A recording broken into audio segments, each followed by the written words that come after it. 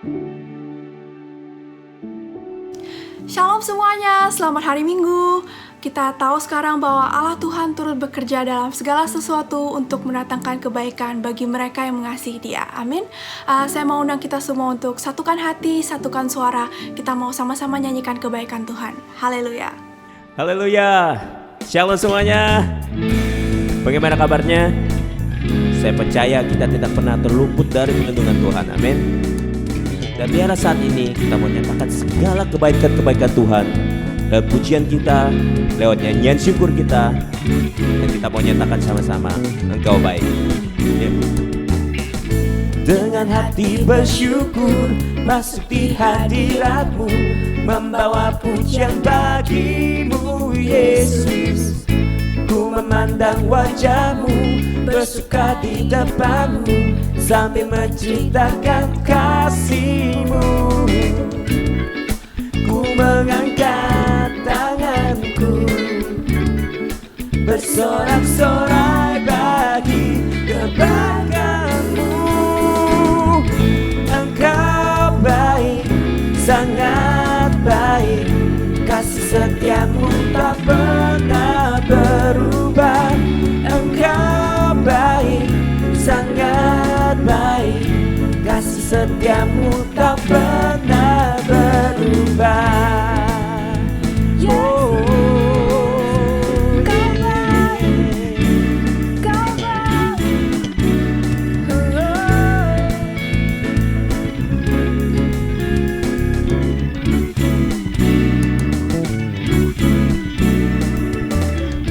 Dengan hati bersyukur masuk di hadirat-Mu, membawa pujian bagi-Mu Yesusku. Ku memandang wajah-Mu, bersuka di depan-Mu, sambil menceritakan kasih-Mu. Ku mengangkat tanganku, bersorak-sorai bagi kebaikan-Mu. Engkau baik, sangat baik, kasih setia-Mu tak pernah berubah. Engkau baik, sangat baik, kasih setia-Mu tak pernah berubah.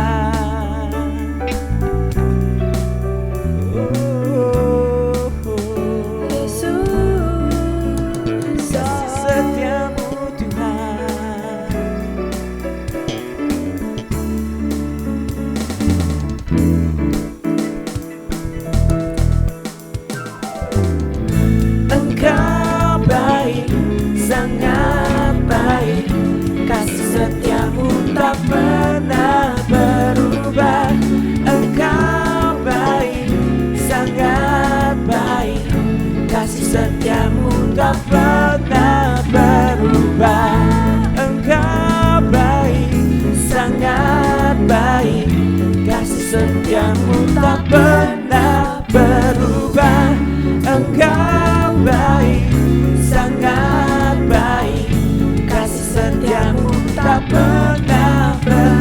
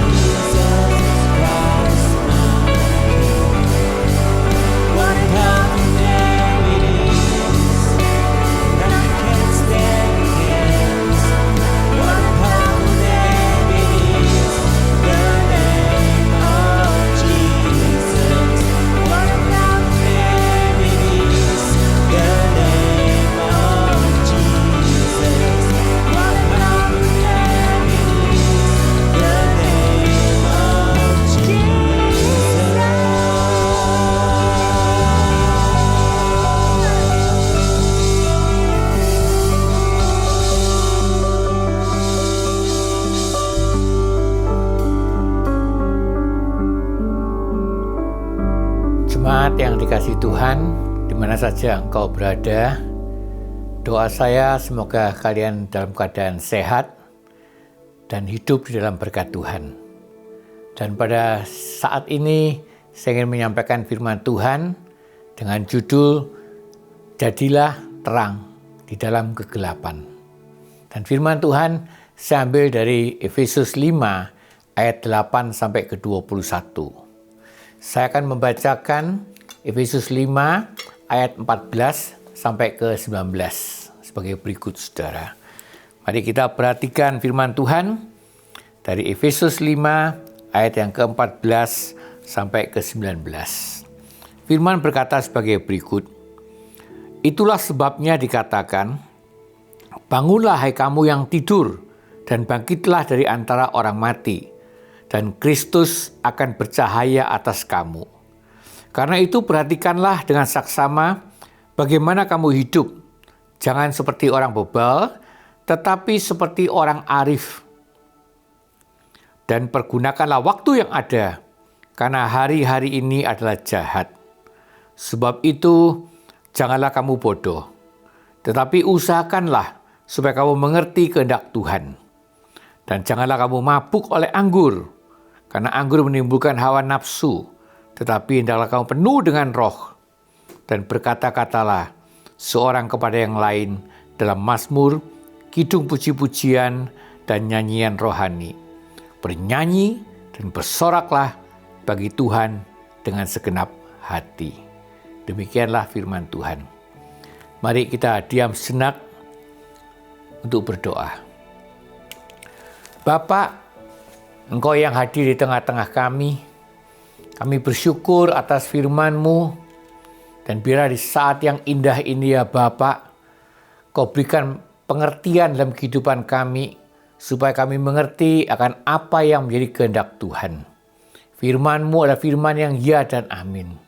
Firman-Mu akan senantiasa memberikan berita bagi jalan kehidupan kami. Kami siap mendengarkan firman-Mu. Berfirmanlah ya Bapa. Dalam nama Tuhan kami, Yesus Kristus, kami panjatkan doa ini. Amin.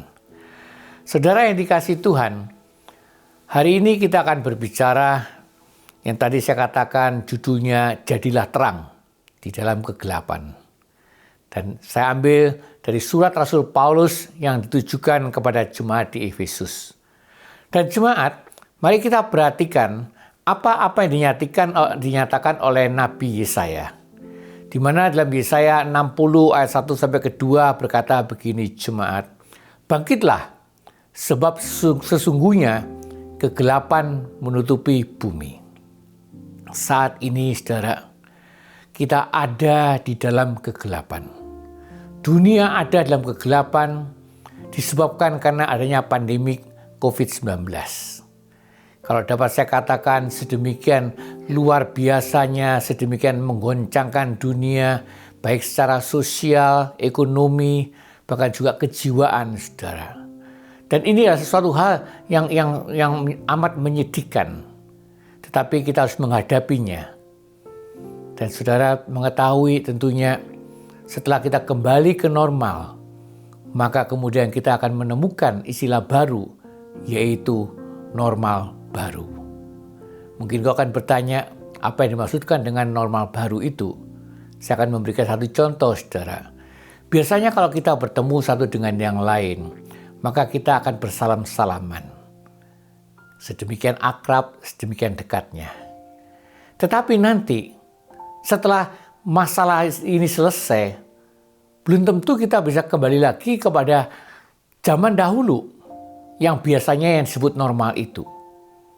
Mungkin kita tidak akan bisa bersalam-salaman untuk waktu yang jangka panjang. Tetapi jemaat yang dikasihi Tuhan, firman Tuhan adalah firman yang ya dan amin. Firman Tuhan yang tidak pernah berubah. Kita berubah, tapi firman Tuhan tidak akan berubah. Dan saya tertarik dengan perikop ini, saudara. Karena apa? Karena Rasul Paulus, dia memberikan suatu pernyataan, saudara. Dikatakan, itulah sebabnya dikatakan, bangunlah, bangkitlah. Kristus akan bercahaya atas kamu. Kata Kristus akan bercahaya atas kamu. bukan kita yang bercahaya, tetapi Kristus yang bercahaya di dalam kehidupan kita ini. Kita ini hanya memantulkan cahaya. Tetapi Tuhan Yesus berkata, kamu adalah terang dunia. Kristus yang ada dalam kehidupan kita ini, dia adalah terang. Dia akan bercahaya lewat kehidupan kita ini. Dan kita dinyatakan sebagai terang dunia. Dan jemaat, mari kita teliti lebih jauh lagi sebagai terang dunia akan apa yang perlu kita lakukan dalam kehidupan ini, saudara. Ada 3 poin yang ingin saya nyatakan sesuai dengan kebenaran yang ada dalam perikop ini, saudara. Poin yang pertama, apa yang ingin saya nyatakan? Supaya kita ini hidup benar sesuai dengan firman Tuhan. Dikatakan dalam ayat yang ke-15, perhatikanlah bagaimana kamu hidup. Jangan seperti orang bebal, tetapi seperti orang arif. Kabar baik berkata, hiduplah seperti orang-orang bijak. Jemaat, orang bijak. Saya teringat akan pernyataan daripada Tuhan Yesus, saudara. Dicatat dalam Matius 7 ayat yang ke-24. Di mana Tuhan Yesus berkata, setiap orang yang mendengarkan perkataanku dan melakukannya, ia sama dengan orang yang bijaksana. Tegasnya, orang yang bijaksana itu adalah orang-orang yang melakukan segala perintah Tuhan. Orang yang bijaksana itu adalah pelaku daripada firman Tuhan. Mari kita teliti lebih jauh lagi, saudara, apa yang dikatakan oleh Rasul Paulus hubungan dengan firman Tuhan. Di mana Rasul Paulus menegaskan akan firman Tuhan itu, dikatakan bahwa firman Tuhan itu adalah segala tulisan yang diilhamkan oleh Allah. Itu bermanfaat. Bermanfaat untuk apa? Di antara lainnya dinyatakan, mendidik orang dalam kebenaran.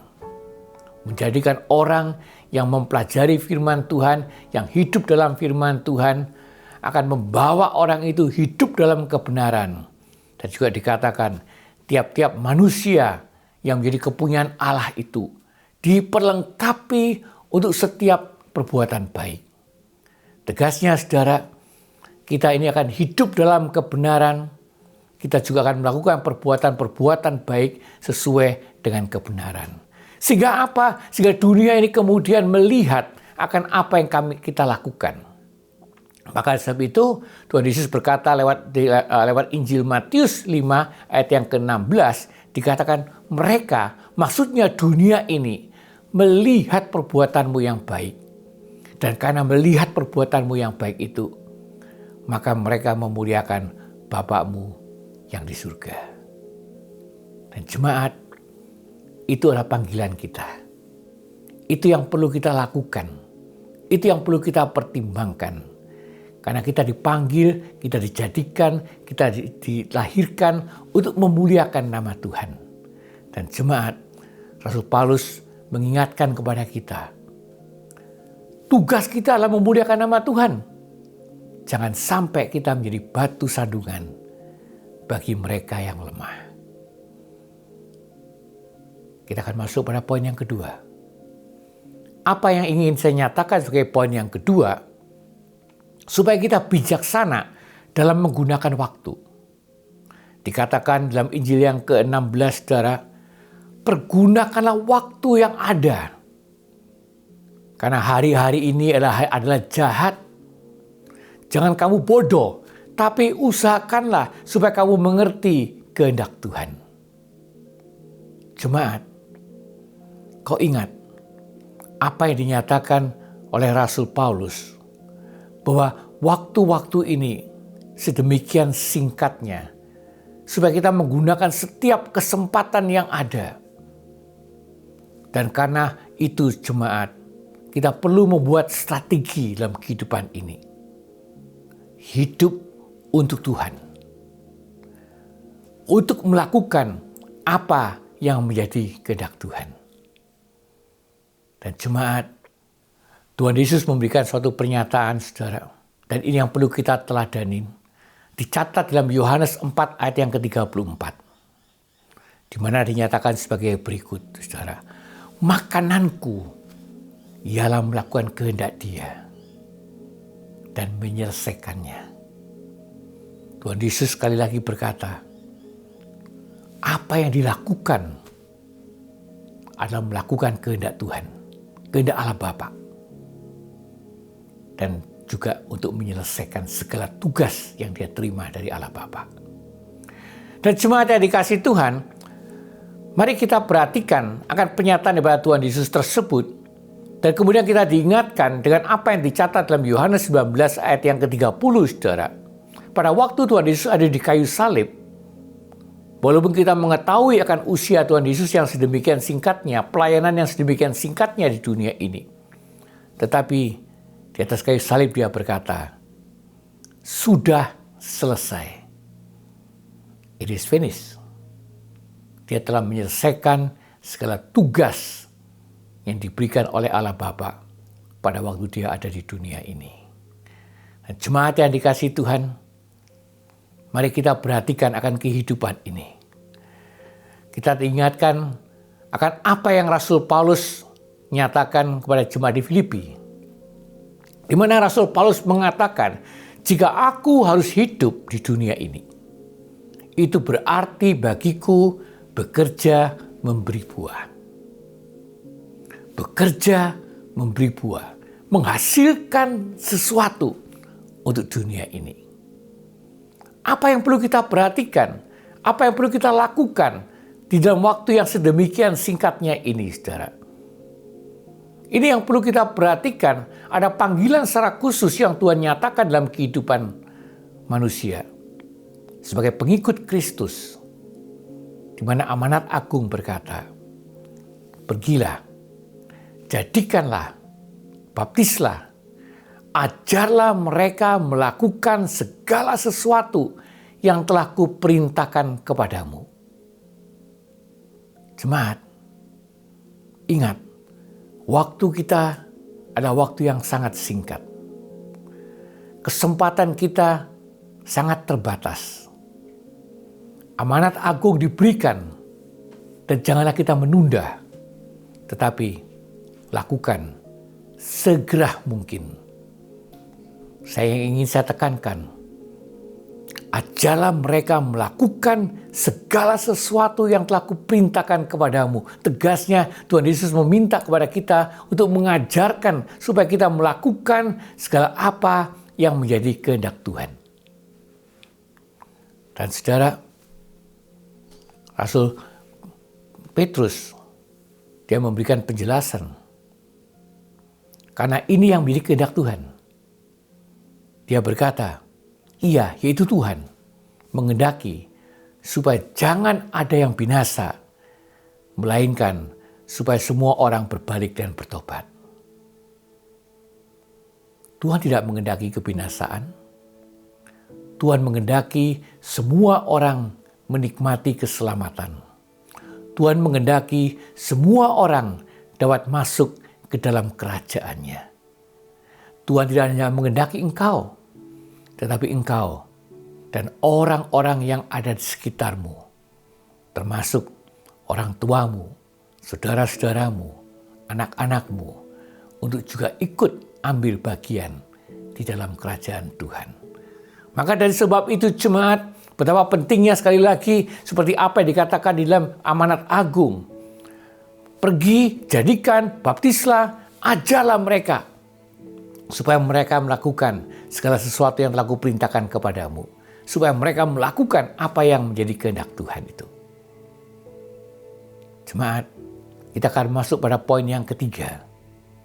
Di mana poin yang ketiga yang ingin saya nyatakan, yaitulah dipimpin Roh melakukan kehendak-Nya. Tegasnya jemaat, marilah kita hidup benar sesuai dengan firman Tuhan. Marilah kita menggunakan setiap waktu yang kita miliki dengan sebaik-baiknya. Dan kemudian yang ketiga, izinkan dirimu dipimpin oleh Roh Kudus untuk melakukan apa yang menjadi kehendak Tuhan. Ayat yang ke-18 berkata, janganlah kamu mabuk, tetapi hendaklah kamu penuh dengan roh. Tegasnya saudara, ada perkataan mabuk di sana, ada perkataan penuh dengan roh. Janganlah kita hidup dalam kedagingan kita, tetapi malah kita hidup dalam roh. Jangan kita memikirkan lebih banyak pada kedagingan, tetapi berpusatlah akan apa yang menjadi keinginan roh itu saudara. Rasul Paulus dia berkata dengan tegas, tetapi kamu tidak hidup dalam daging, karena kita ini sudah diberi kuasa Roh Kudus dalam kehidupan ini. Dikatakan, kamu tidak hidup dalam daging, melainkan dalam roh. Jika memang roh Allah ada di dalam kamu. Imani, roh Allah ada di dalam diri kita ini. Tegasnya, roh Allah ada di dalam hati ini. Karena Bapa telah menyuruh roh anaknya untuk masuk ke dalam hati kita. Dan izinkan pula apa yang dinyatakan oleh Rasul Paulus, supaya kita yang ada dalam roh, yang memiliki Roh Kudus ini, supaya kita dipimpin juga oleh roh. Dan jemaat, apa yang dimaksudkan dipimpin oleh roh itu? Apa tandanya orang yang dipimpin oleh Roh Kudus ini? Dan saya diingatkan saudara akan pernyataan daripada Rasul Paulus yang menceritakan akan keadaan, akan kehidupan daripada Tuhan Yesus. Dinyatakan sebagai berikut saudara, ia telah merendahkan dirinya dan taat sampai mati di kayu salib. Tuhan Yesus ada di dalam pimpinan kuasa Tuhan. Karena dia adalah juga Tuhan. Dan dikatakan, walaupun dia memiliki kuasa, walaupun dia adalah Tuhan, ia merendahkan dirinya dan taat sampai mati di kayu salib. Walaupun menderita, tetapi dia tetap taat. Nah ini jemaat, ini yang perlu kita pertimbangkan. Tuhan Yesus menghendaki supaya kita hidup seperti Kristus telah hidup. Firman berkata, dan dinyatakan dalam surat Rasul Yohanes, 1 Yohanes 2 ayat yang ke-6. Maka mari kita minta pimpinan roh yang akan membawa kita supaya kita mampu hidup seperti Kristus telah hidup. Ada 3 hal yang mungkin dapat mewakili daripada segala apa yang Tuhan Yesus telah lakukan di dunia ini. Yang pertama, saudara, kasih dan peduli terhadap sesama. Saudara tahu bahwa dunia ini sekarang membutuhkan kasih. Kita harus memenuhi apa yang menjadi kebutuhan dunia ini. Mungkin dapat saya katakan, awali dengan belas kasihan. Karena apa jemaat? Alkitab memberikan pernyataan pada waktu Tuhan Yesus hatinya tergerak oleh belas kasihan, maka ada sesuatu yang luar biasa yang Tuhan lakukan dalam kehidupan. Kalau dapat saya katakan, belas kasihan adalah motor daripada kasih. Dengan kita memiliki belas kasihan, maka mudah bagi kita untuk menyatakan kasih dan peduli kita terhadap sesama. Lalu kemudian yang kedua, melayani. Tuhan Yesus ini melayani manusia yang ada di permukaan bumi ini. Dia berkata di dalam Matius 20 ayat yang ke-28 bahwa anak manusia datang ini bukan untuk dilayani, tapi anak manusia datang untuk melayani. Mari kita yang dijadikan Tuhan sebagai hamba-hambanya untuk melayani sesama. Dan yang ketiga, memenuhi segala apa yang menjadi kebutuhan yang ada di dunia ini. Sesuai dengan apa yang ada dalam firman Tuhan. Dan saudara, saya diingatkan dengan pada suatu hari Tuhan Yesus bertemu dengan seorang buta. Yang kemudian Tuhan bertanya kepada orang buta ini, apa yang dapat aku perbuat supaya aku lakukan padamu? Ya tentunya kemudian orang buta itu berkata kepada Tuhan, Tuhan aku buta, aku perlu dicelikan mataku, aku perlu dibuka mataku supaya aku bisa melihat. Dan firman menyatakan, Tuhan Yesus memberikan jamahan sehingga orang buta itu dapat melihat. Dan jemaat, mari kita perhatikan. Jika kita melakukan seperti apa yang Tuhan Yesus telah lakukan. Jika kita hidup seperti Tuhan Yesus telah hidup di dunia ini, apa yang kira-kira yang menjadi dampak yang ada di dunia ini? Maka kita akan menjadi orang-orang yang akan menjadi penyalur berkat untuk memberkati orang-orang lain. Dan jemaat, mari kita perhatikan, saya ingin segera mengakhiri. Ada 3 poin yang ingin saya nyatakan pada saat ini. Mari kita menjadi terang bagi dunia ini di tengah-tengah kegelapan dunia. Dengan hidup benar sesuai dengan firman Tuhan. Hidup benar, tidak melakukan sesuatu yang tidak benar, tetapi hidup benar sesuai dengan firman Tuhan. Dan berbijaksana di dalam menggunakan waktu yang sangat singkat ini. Jangan sia-siakan waktu. Dan minta pimpinan Roh supaya engkau benar-benar hidup sesuai dengan apa yang menjadi kehendak Tuhan. Jemaat, mari kita diam sejenak, kita akan berdoa. Bapa, Engkau yang hadir di tengah-tengah kami, Engkau yang menjadi pusat daripada segala-galanya. Kami bersyukur atas firman-Mu, dan biarlah Engkau yang akan menumbuhkan firman yang telah kami dengar. Sempurnakan, tumbuhkan, jadikan kami mampu menjadi pelaku firman-Mu. Bila kami akan menjadi terang dunia yang akan memberkati dunia yang ada dalam kegelapan ini. Terima kasih ya Bapa, dalam nama Tuhan kami Yesus Kristus, kami panjatkan doa ini. Amin. Jemaat, mari kita menyatukan hati pada saat ini. Kita akan masuk ke dalam perjamuan kudus. Siapkan dirimu di hadapan Bapa. Bagi engkau yang belum mempersiapkan diri dengan roti dan anggur, supaya engkau mempersiapkan diri pada saat ini, dan kita akan diam sejenak mendengarkan pernyataan-pernyataan Tuhan sambil merenungkannya.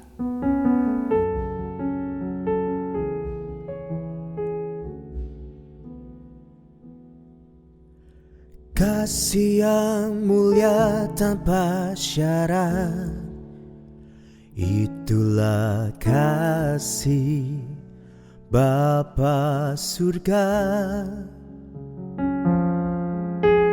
Relakan Yesus yang dikasihinya, bayar dosa, gantikan kita. Betapa mulia dan berharga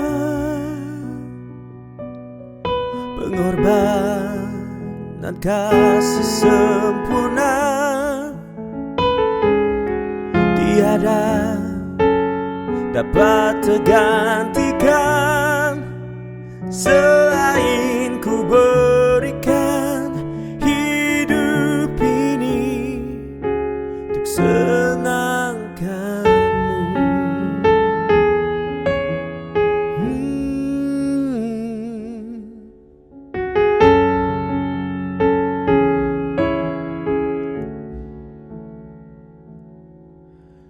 Kasih yang terima ku apa adanya, itulah kasih Bapa surga. Relakan Yesus yang dikasihinya, bayar dosa, gantikan kita. Betapa mulia dan berharga pengorbanan kasih sempurna,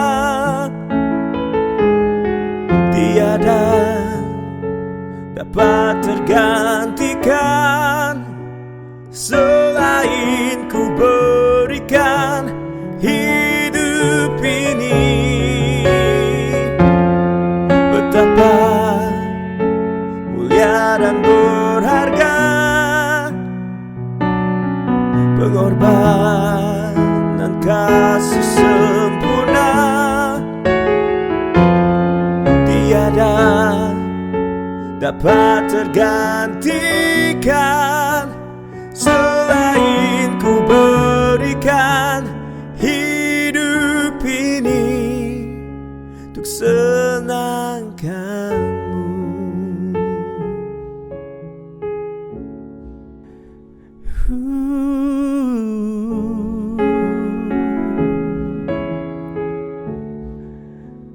Ku mau menyenangkanmu Tuhan.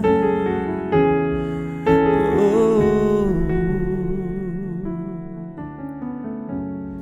Bapa, Engkau yang hadir di tengah-tengah kami akan menyambut perjamuan kudus seperti apa yang telah Kau ajarkan dalam kehidupan.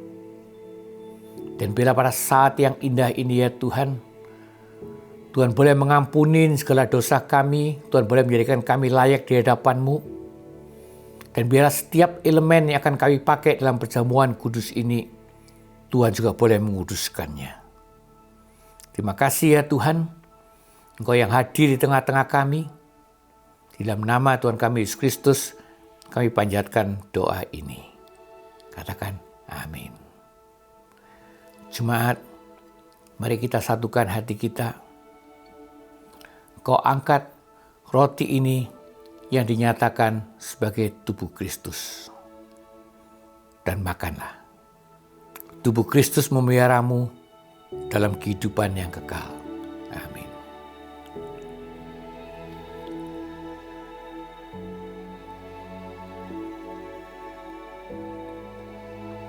Demikian juga kau angkat cawan ini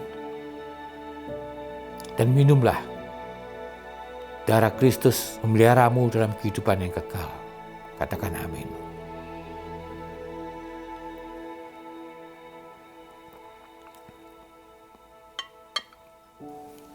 Tuhan, kami bersyukur dan berterima kasih atas kasih-Mu. Dan biarlah pada saat yang indah ini, persekutuan yang indah akan membawa kami ya Tuhan, untuk lebih mendekat kepada Tuhan. Terima kasih ya Tuhan, atas segala kebaikan, atas segala kasih yang Tuhan berikan dalam kehidupan ini. Dan selamanya kami akan bersyukur dan berterima kasih. Dalam nama Tuhan kami Yesus Kristus, kami panjatkan doa ini. Amin. Engkau baik, sangat baik, kasih setiamu tak pernah berubah. Engkau baik, sangat baik, kasih setiamu tak pernah berubah. Engkau baik, sangat baik, kasih setiamu tak pernah berubah. Engkau baik, sangat baik, kasih setiamu tak pernah berubah. Jemaat, mari kita akan masuk dalam doa syafaat. Kita akan mendoakan berbagai masalah yang ada pada saat ini. Bapa, sekali lagi ya Tuhan, kuduskanlah kami. Kami ingin berdoa untuk masalah-masalah, kami ingin berdoa untuk penyakit-penyakit. Kami serahkan masalah dan penyakit sepenuhnya ke dalam tangan Tuhan yang Maha Besar, Tuhan yang Maha Kuasa. Kami ingin berdoa untuk belajar, kami ingin berdoa untuk bekerja ya Tuhan. Bila Tuhan juga yang akan memberikan urapan khusus sehingga kami mampu menerima berkat yang berasal dari Tuhan. Dan khususnya pada saat ini ya Tuhan, bagi saudara-saudara kami yang sedang mencari pekerjaan ya Tuhan, bila Tuhan boleh membukakan segala jalan. Kami ingin berdoa untuk orang tua kami, papa mama kami, suami istri, anak-anak, saudara-saudara kami, teman-teman kami ya Tuhan. Bila Engkau yang akan menjaga, Engkau yang akan melindungi, bila Engkau juga akan memberikan jamahan khusus supaya mereka mengenal akan Tuhan. Kami juga ingin menyerahkan gereja-Mu ke dalam tangan-Mu ya Bapa. Bila gereja-gereja-Mu akan dipakai oleh Tuhan sebagai terang dan garam dunia untuk memberkati dunia ini. Kami ingin berdoa ya Tuhan untuk Indonesia dan Australia, Bahkan negara-negara yang lain juga ya Bapa. Biar para pemimpin bangsa diberikan kuasa dan hikmat yang berasal dari Tuhan, mampu menanggulangi segala masalah yang ada di permukaan bumi ini. Kami ingin juga berdoa ya Tuhan, untuk perdamaian dunia ini ya Tuhan. Khususnya pada saat-saat ini ada yang beberapa negara yang penuh dengan segala ketegangan ya Bapak. Tetapi bilang Engkau yang akan meredakan, Engkau yang akan memberikan pengertian, Engkau juga yang akan membawa mereka ya Tuhan untuk mau merendahkan diri satu dengan yang lain ya Bapak. Terima kasih ya Tuhan, Engkau yang hadir di tengah-tengah kami. Engkau adalah Tuhan kami yang mendengarkan segala doa kami. Bahkan doa yang diucapkan pribadi-pribadi juga didengar oleh Tuhan. Dalam nama Tuhan kami Yesus Kristus, kami panjatkan doa ini. Amin. Jemaat, angkat tanganmu ke hadiratnya. Terimalah berkat dari Tuhan yang Maha Kuasa. Di dalam nama Bapa, Anak, dan Roh Kudus. Turun dan senantiasa tinggal bersama engkau. Pergilah dengan sukacita dan layanilah sesamamu dengan kasih yang berasal dari Tuhan, yaitu kasih agape, kasih yang tidak pernah menuntut balasan. Katakan amin.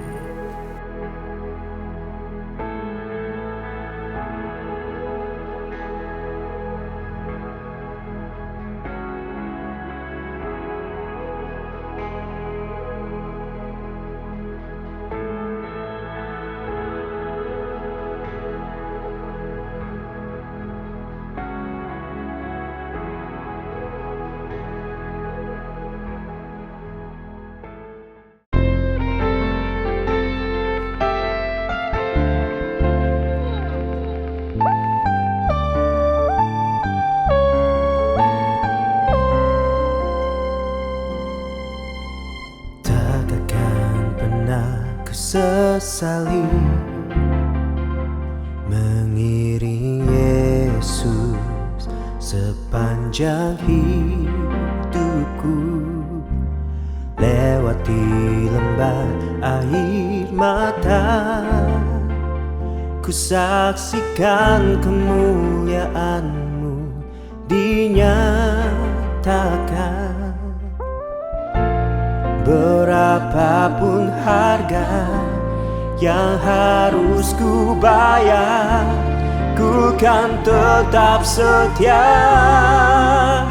melayani, mengasihi-Mu, mengiring-Mu seumur hidupku.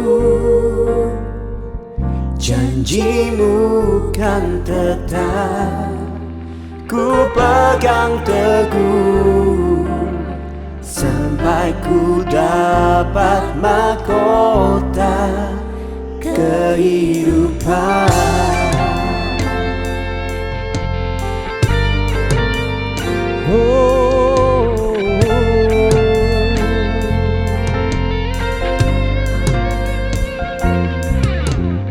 Tak akan pernah ku sesali mengiring Yesus sepanjang hidupku, lewati lembah air mata, ku saksikan kemuliaan-Mu dinyatakan.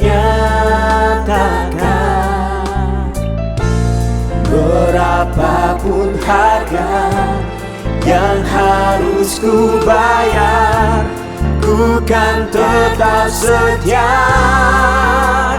melayani, mengasihi-Mu, mengiring-Mu seumur hidupku. Janji-Mu kan tetap ku pegang teguh, sampai ku dapat mahkota kehidupan. Sekalipun tubuh dan batinku lenyap, tetap Kaulah Tuhanku selamanya.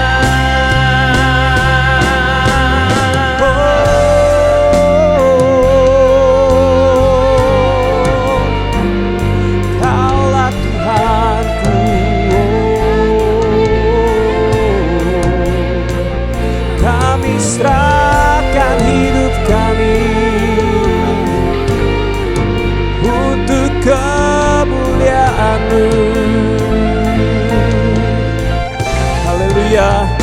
Mari sama-sama kita nyanyikan. Oh, melayani, mengasihimu, mengiringmu seumur hidupku. Janjimu kan tetap ku pegang teguh, sampai ku dapat mahkota. Melayani, mengasihimu, mengiringmu seumur hidupku. Janjimu kan tetap ku pegang teguh, sampai ku dapat mahkota kehidupan.